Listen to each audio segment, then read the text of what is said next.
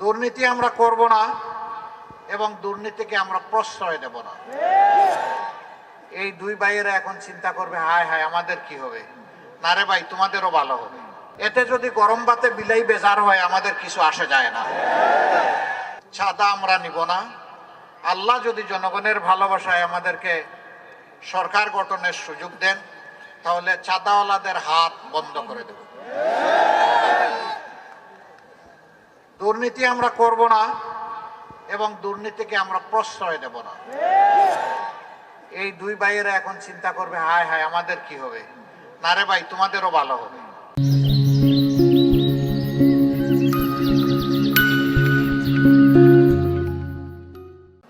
কিভাবে ভালো হবে? হারাম পথে তোমরা যখন রুজি করো ভিতরের মধ্যে অশান্তির আগুন চলে।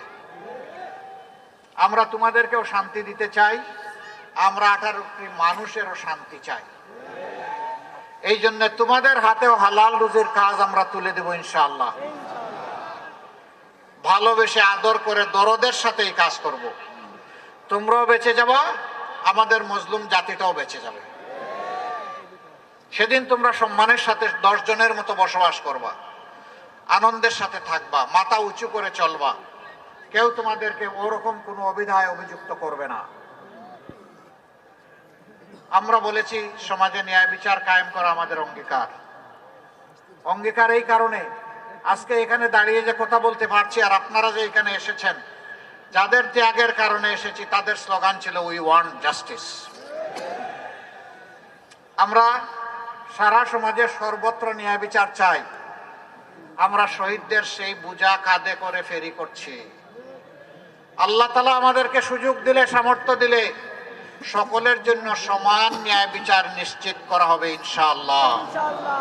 একজন সাধারণ মানুষ যে অপরাধ করলে আইনের আওতায় তাকে আনা হবে। দেশের প্রেসিডেন্ট একই অপরাধ করলে তার চোখ এবং মুখের দিকে তাকানো হবে না, তাকেও আইনের আওতায় আনা হবে। এর নাম হচ্ছে ন্যায় বিচার। সেই ন্যায় বিচারটা আমরা নিশ্চিত করতে চাই। এতে যদি গরম ভাতে বিলাই বেজার হয় আমাদের কিছু আসে যায় না।